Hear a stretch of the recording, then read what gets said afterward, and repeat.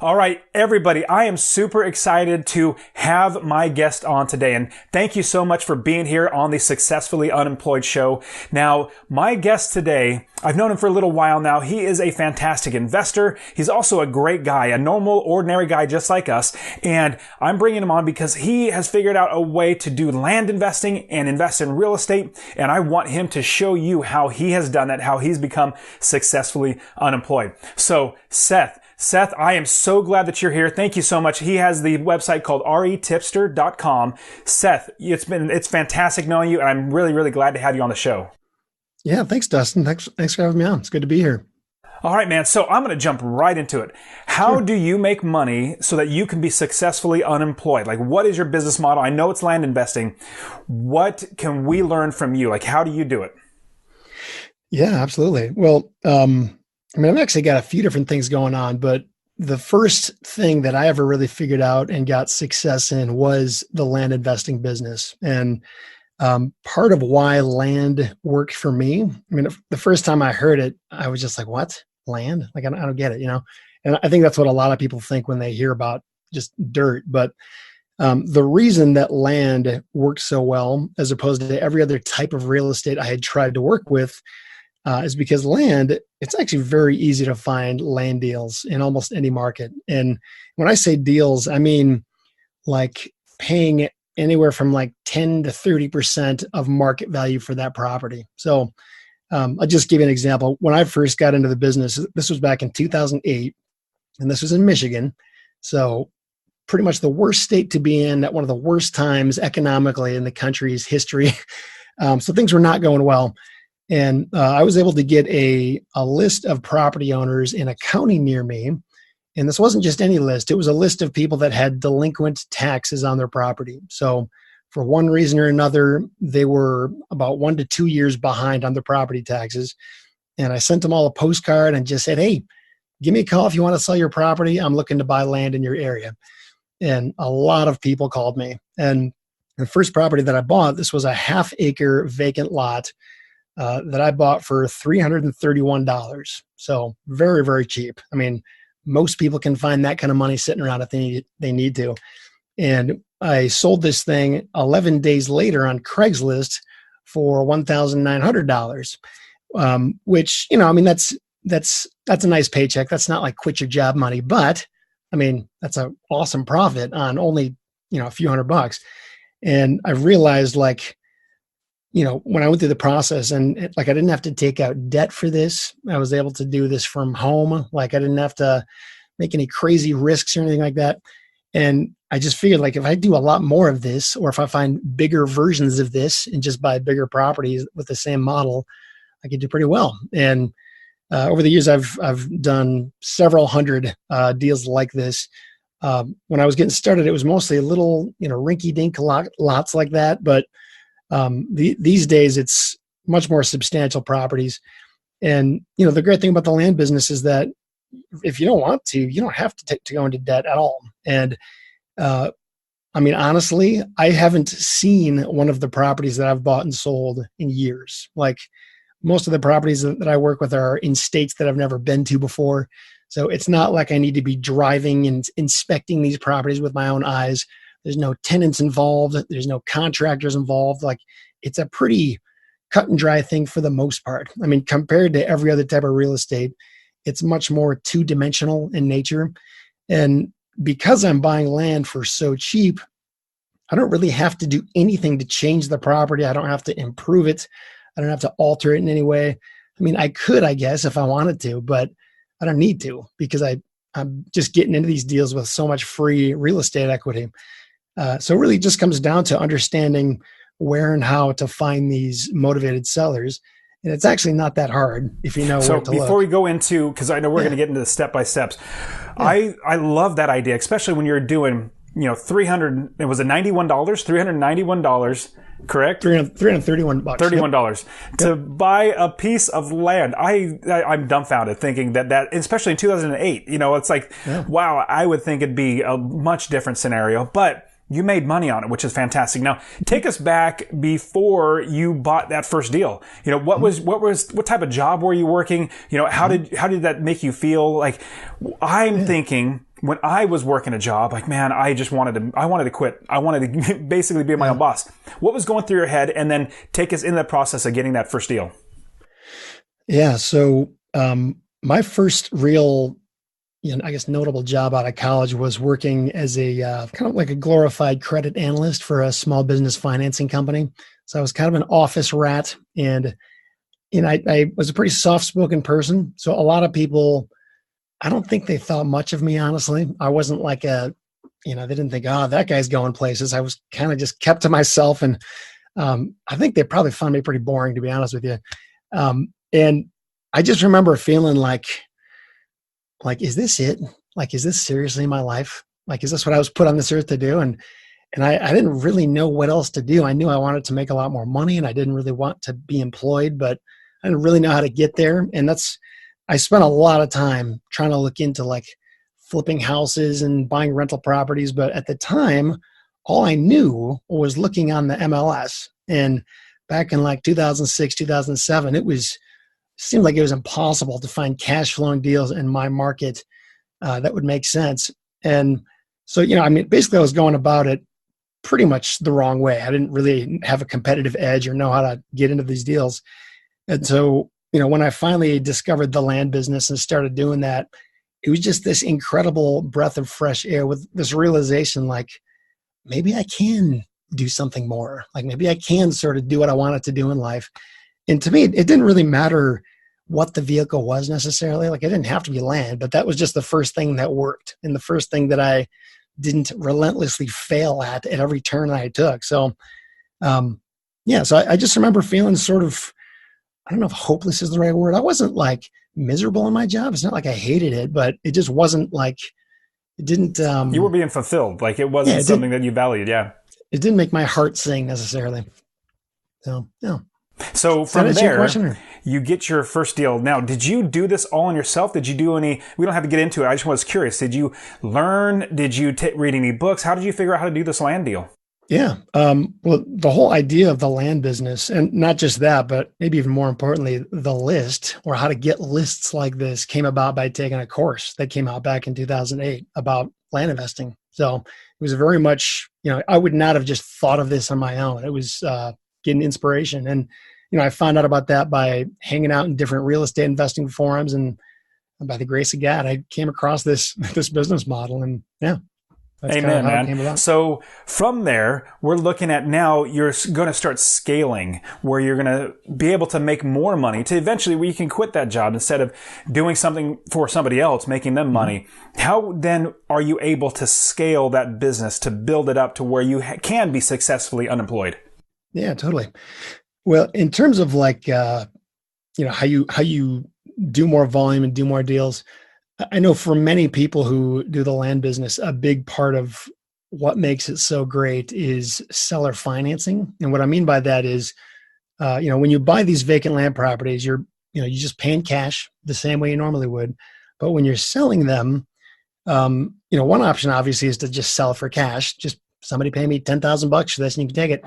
Or you can offer them seller financing. And the reason this is a big deal is because the vast majority of banks will not lend money on vacant land unless there is an immediate plan to develop that land.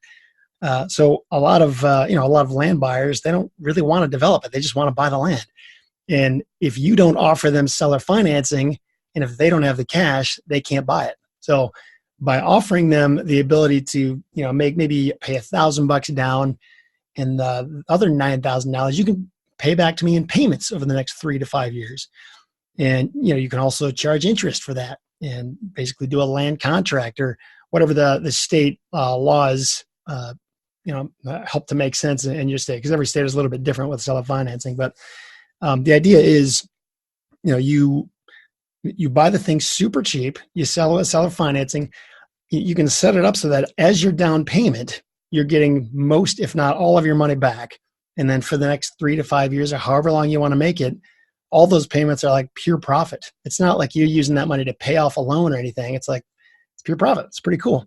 And, as part of doing those kinds of deals, especially if you can do a lot of them, you can set up a lot of streams of income that are, I wouldn't say 100% passive, but mostly passive, because remember, these people own the land themselves. So they're not tenants. They're not going to call you if something goes wrong. And they kind of just come in on a regular basis. And I know people who are making tens of thousands of dollars this way, just getting payments like this from seller finance land deals. And everything I just told you there is the rosy part of it. on the flip side of it, there, as you can imagine, there's downsides to seller financing too. I mean, first of all, you don't get all your cash in one lump sum payment. So it just kind of slows up how quickly you make your profit and how fast you can move the money. And there's also hassles involved. A lot of times, there will be borrowers who stop paying, and then you got to figure out how to get that property back and get them out of there and that kind of thing.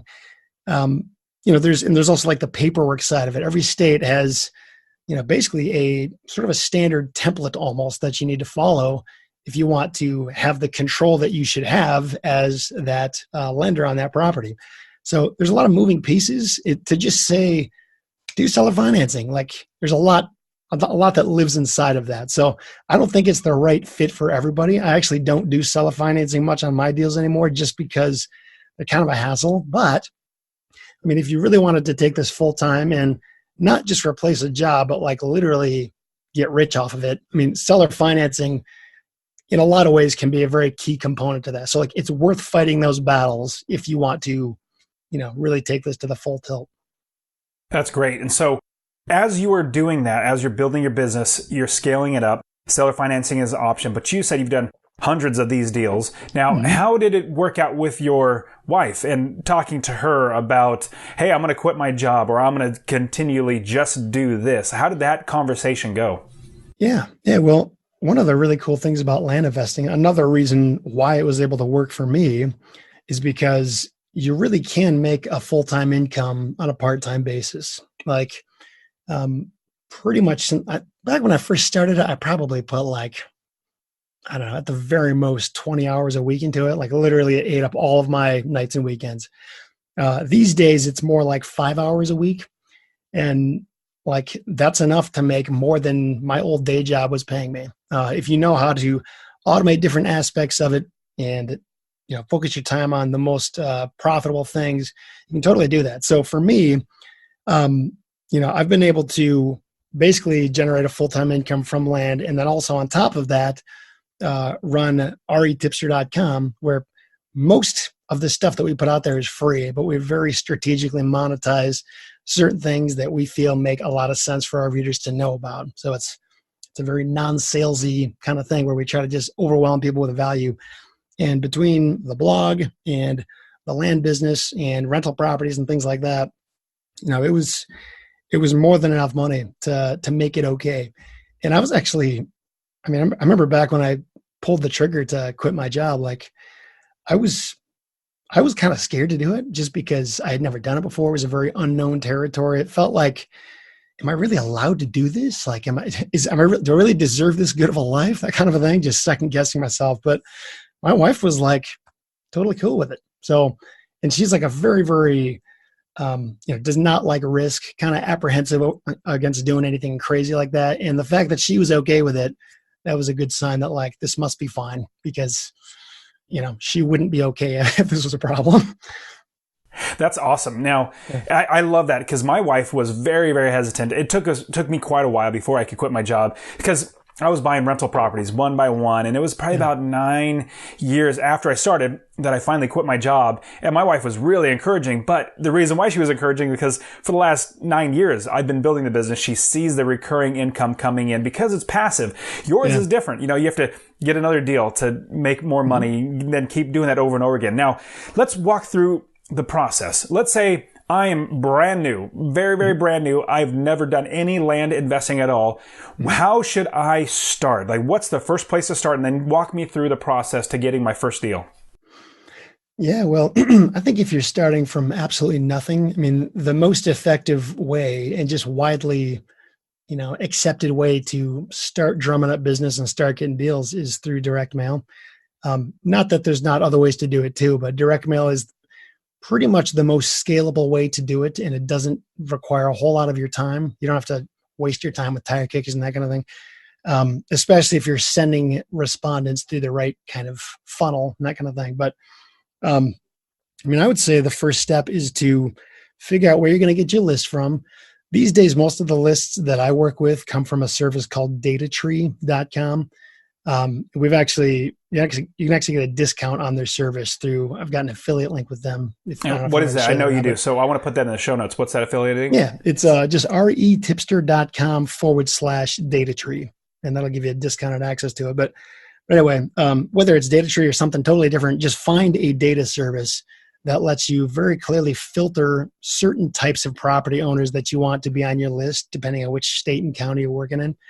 And you can get very, very specific, especially with datatree. You can say the size of the property, like the zip code where it's at, what kind of owner it is, where the owner lives. It's kind of insane what you can do.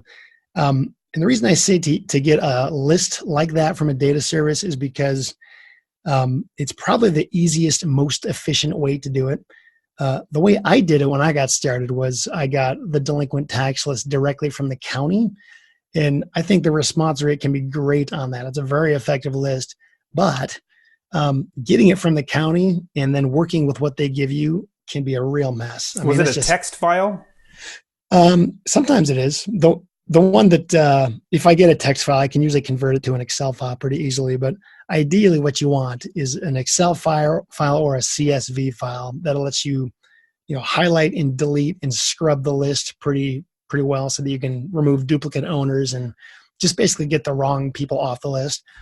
And I've actually got a lot of tutorials that explain exactly how to do this stuff. But Datatree already has literally all that stuff. You can funnel it down. You can make sure that you find the right places. Now, pausing that thought with Datatree, is this able to do anywhere in the country, or should we just be in our neighborhood so we can see the land? Like, what are your thoughts about being able to invest anywhere? Yeah. So when I got started, in my head, I felt like I could only do this in an area where I can drive to it and see the property with my own eyes.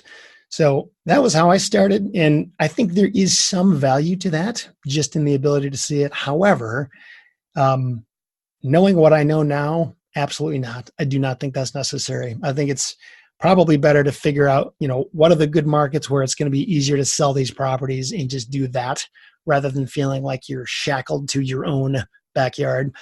So yeah, I don't do a whole lot of stuff in Michigan anymore, even though that's where I live. If a great deal shows up, I'll do it, but it's not like I'm only Michigan is what I'll allow myself to do. So. That's great. Okay, so let's say we got a list now. We went to Datatree, we looked up all the land information and got the information. We have a good list. We've went through your tutorials and we've seen how to do it. We got a good list. What's the next step from there? And you said direct mail was one of the first ways to get started. You need the list from Datatree, a source like that. What's the next step after that? Yeah, so there's a couple different paths you can go down when it comes to actually sending out the mail. One of them is, some people call it like a neutral letter or a postcard, where you're basically just sending them a message saying, hey, I see you own land here. I want to buy land there. Give me a call or visit my website and let's talk about it. And the other way is to do what's called a blind offer. And that's where it can actually get a little complicated, but you spend a lot of time on the front end figuring out what market values are on a per acre basis in the zip codes and neighborhoods and county that you're mailing to. And you basically use a formula to come up with an offer price, a very, very, very low offer price for everybody. And you just send them a contract. So like before you even talk to them, literally the first thing they hear from you is a dollar amount that you're going to offer them. And as you can imagine, both approaches have some drawbacks and some advantages to them. With blind offers, I think you'll inevitably lose a lot of deals because you're not building a rapport with people. You're not taking any time to understand the situation. You're just cold offer.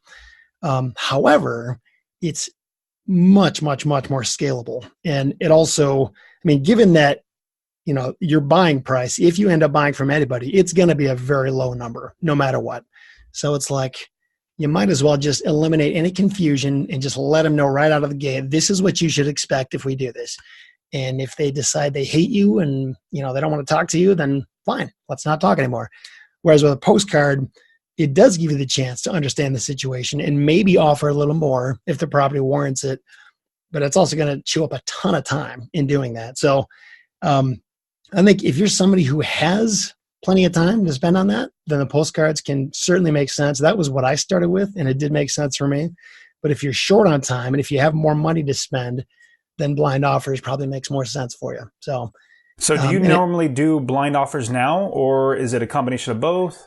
Yeah, the past couple of years, I've done pretty much exclusively blind offers, and I actually get a lot of leads submitted to me through organic traffic that hits my website. And that's something that I don't think you can really depend on when you're starting out. That's something that happens as a benefit of being in the business for a long time. So now, is it the RETipster website, or do you have another website that's just for land? Nope, I've got a separate website that literally it's just, it functions as like it's not a landing page, there's a few pages to it, but it allows people to submit their property and then it sends out an automated offer to them based on what they submitted to me. An automated offer. That is brilliant. That's awesome. That's actually, yeah, they can just say yes and then sell it. Yeah, that's actually a new development that just came out this past year. Prior to that, I was manually looking at the submissions and deciding whether I wanted to send an offer. And that worked okay, but still, like, it required me to, like, pay attention, look at it, take time to do that. The beauty of this automated offer thing is that one of the questions I ask is, what do you think the market value is? and the thing about land is, like, it's a very subjective thing. It's very hard to understand what land is actually worth. Even appraisers don't even know how to do it. So whatever number they put in there, even if it's a total pie in the sky, garbage number, my website just takes that number and multiplies it by 9%. So 9% of whatever number they told me, it waits an hour and it sends out an offer to them. And this is, keep in mind, this is not like a contract. I'm not legally bounded to do anything. I'm just saying, hey, here's a number. What do you think about it? And as you can imagine, like, a lot of people say, you're crazy, like, no, and that kind of thing. But you'd also be surprised, like, a lot of people say yes too. And the cool thing about it is I don't have to spend 1 second on any of these leads until I see somebody say yes. And then I can look at it. And there have been some very good deals that have come out of this, which it blows my mind even now that, like, it's as automated as it is, because it used to take me a ridiculous amount of time, and now it's a pretty cool system. So is this something, because I know you coach and teach how to do land investing, is that a system that somebody can, once they start working with you, they can actually buy that same system and implement it in their own business? Yeah, actually, it's kind of cool. That whole idea of having an automated offer thing sent out, that was actually my idea that I shared with somebody who was already working on creating a WordPress theme specifically for the land business. The theme is called REI Land Leads, from a company called REI Conversion. And, the guy's name is Jesse. He had reached out to me, just, hey, I'm working on this. I'd love your input. And I shared that idea with him, and he, like, spent a bunch of time to make a special plugin that does all this stuff. And it's just, like, awesome. But yeah, that you can buy that theme and you can get that plugin integrated with it, and yeah, you can do all the same stuff. Oh, that's awesome. That is so cool. Well, definitely. So we can go to RETipster to figure that out. Now, once we do, let's say we did submit an offer, however different ways, either through getting a postcard, like you said, and start that conversation, or you get a direct offer, like this is the offer, or like you said, getting leads in. And so let's say somebody comes back and says, well, I'm ready to talk. Not like, this is the deal, I'm good to go, but I'm ready to talk about it. What's the step from there to actually purchasing the property? Yeah. I mean, part of that is negotiation. Sometimes there's back and forth, like, I don't like that number, but if you can make it this, then maybe we'll do it. And a lot of times when that happens, like, my response is just like, okay, best of luck. I hope you find somebody who will pay you that. And many, many times they come back like a week or 2 or 3 weeks later saying, okay, I'll do it.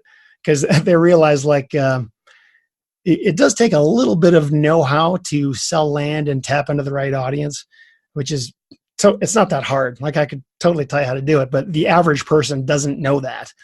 And so they just realize, like, it's going to be a lot easier to just push this easy button and get cash now than hassle with this myself. So, but anyway, once we do agree on a number, depending on the price that I'm buying it at, if it's like a super cheap, like if I'm paying, $500, for example, And if the property is worth like less than 10,000, I don't do a lot of these deals anymore these days, but if I was, there's a pretty, a very cost-effective and pretty quick way to close this in-house without a title company. And the reason this option's even on the table is because a lot of times the economics of the deal don't make sense if you're paying more to close the property or close on the deal than you are to buy the thing itself. And it's actually not that hard, especially with land. There's usually no loans involved. The title is relatively clear. If you know what to look at, it's pretty easy to close it yourself. However, the market value is like over $10,000. It's pretty easy call to just take it to a title company and say, here's a signed purchase agreement, just a one-pager.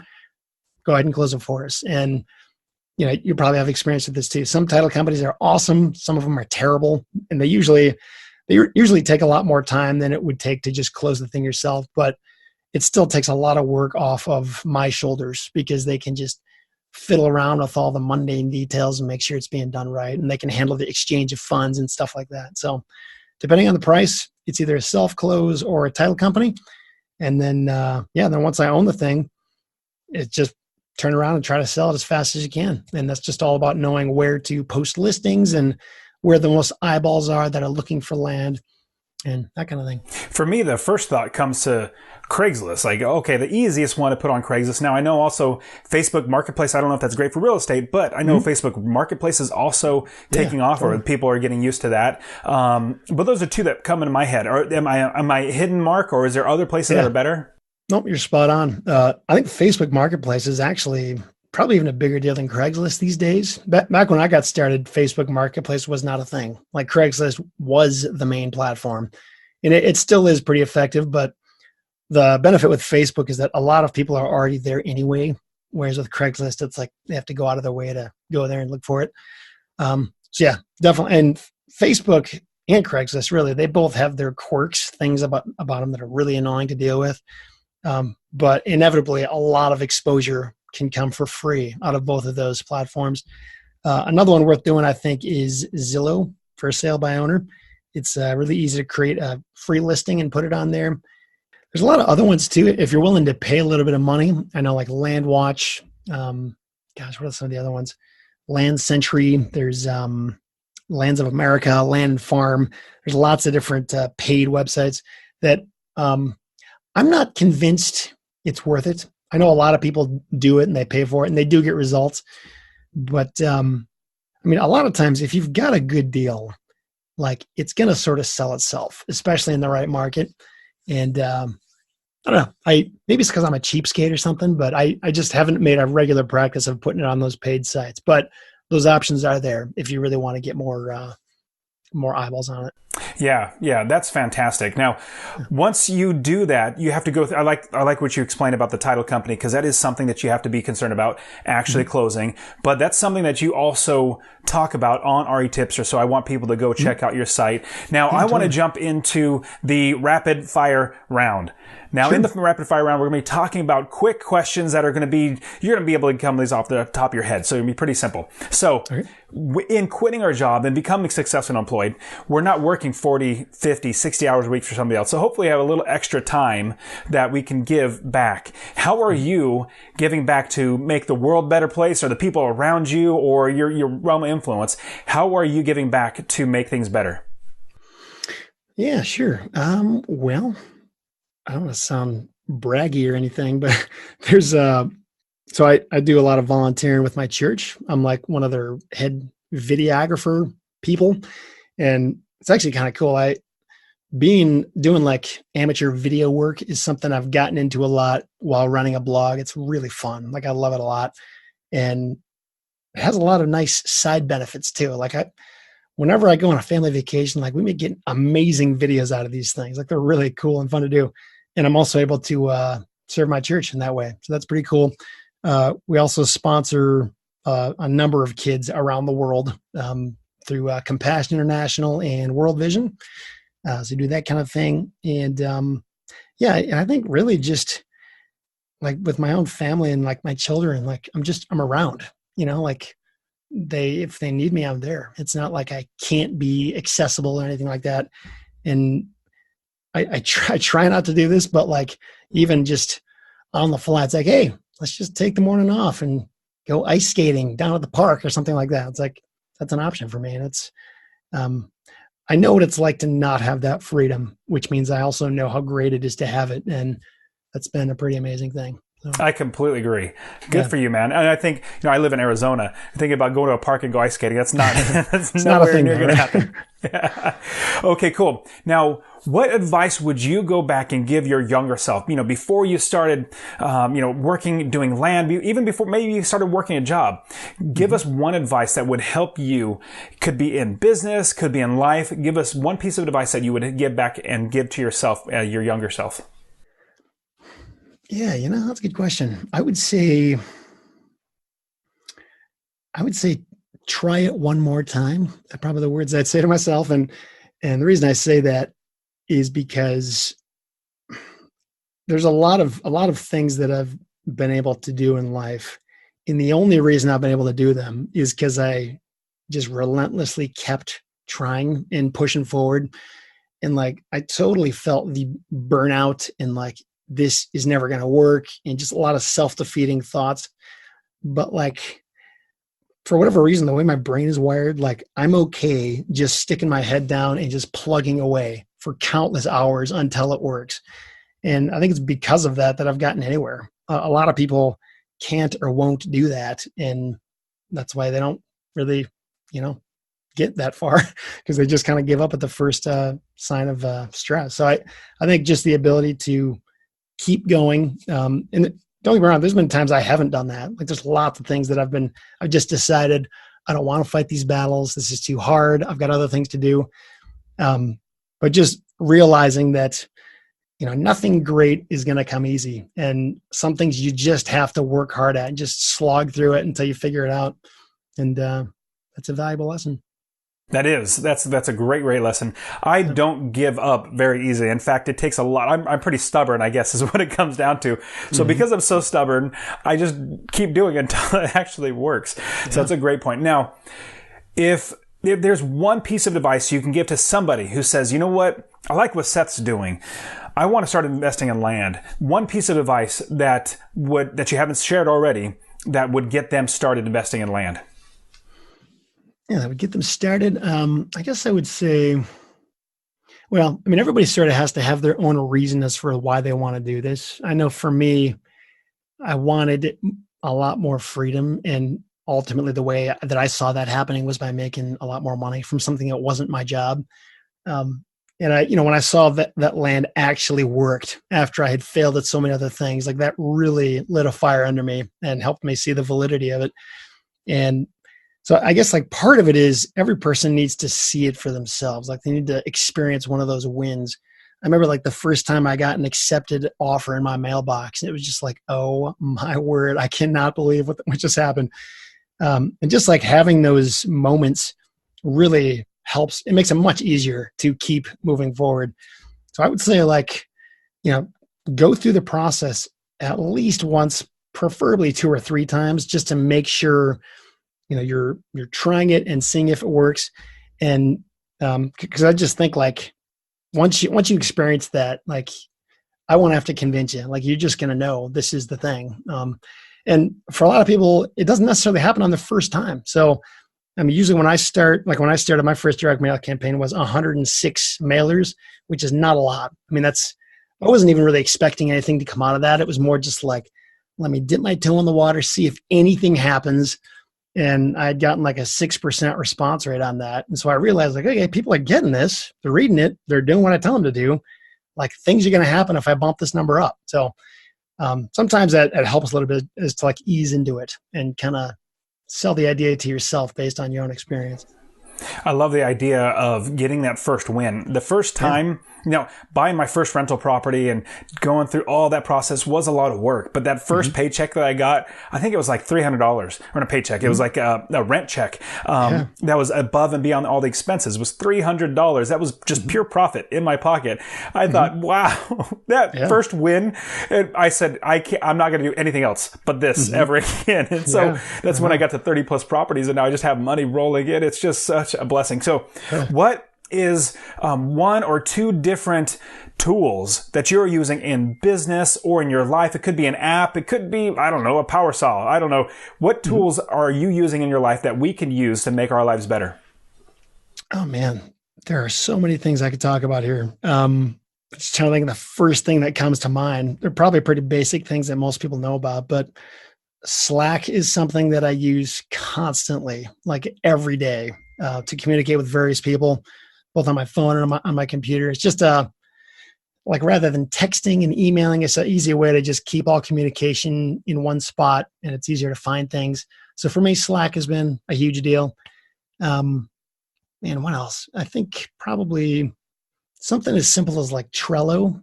You know, most people probably are familiar with that, but if you're not, it's a nice task management free software.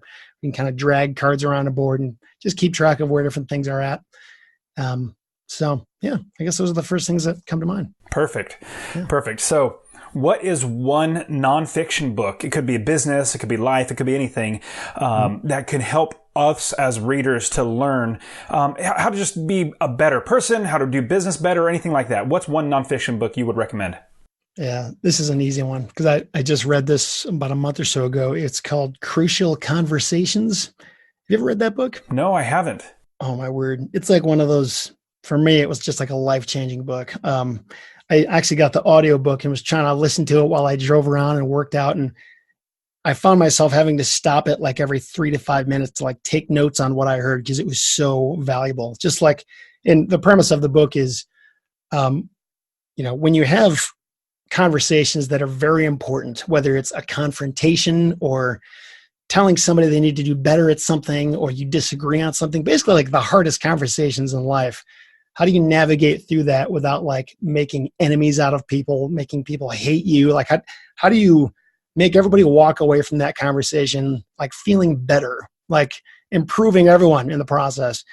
And I don't think I'm great at this. It actually takes me a lot of effort to, I actually learned a little bit of this from like Dale Carnegie and that kind of thing, but that book just did a beautiful job of laying out several different examples of how it can play out. Like it gives a really good framework for how to handle these things, and even just like one-liners and talking points that can help you get through these things. So yeah, it's one of those books I had heard about for like 10 years. And when I finally heard it, it was just like, wow, I see why everybody talks about this book. It's very, very helpful. One book that I love is How to Win Friends and Influence People by Dale Carnegie, like you just said. I'm definitely going to have to check out Crucial Conversations. That sounds like a fantastic book. I love being able to utilize, even like anytime I'm talking or meeting with somebody, being able to help the situation. If it's bad, make it better. If it's good, make it the best and all that sort of stuff. So that's a great tip. So Seth, you've given us so much value. I want people to learn how to invest in land. How can they reach you? How can they figure out everything that you're doing so that they can learn from you? Yeah, absolutely. Well, I mean, if people just are kind of looking for tidbits or like, I'll back up a little bit. So on the blog, RETipster.com, since 2012, I've been putting together like very, very in-depth, comprehensive blog posts and videos and tutorials, stuff that like justifies paying for, but it's all free. So it's like, totally check out RETipster.com. There's a category we have set up specifically for land and everything related to that. So I'd say check that out.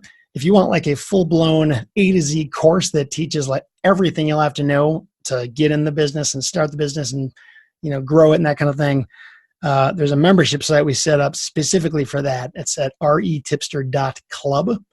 And there's a full-blown course in there, a lot of bonuses, and we do monthly coaching calls with people for free that are in the site, and we've got a forum and all the stuff you could want. So retipster.club is where all of that is at. You also have a podcast, is that correct? Yep, the RETipster podcast, and that's at retipster.com/podcast. You can hear you were on our podcast not long ago, so check out episode 55 if you want to hear Dustin. Awesome. Seth, I really appreciate you. You're a great person. I'm so glad you came on the show and you were able to share all your wisdom. So thank you so much. I really appreciate your time. Yeah, you bet. Thanks, Dustin. Appreciate it, man. All right. Take care, Seth. You too.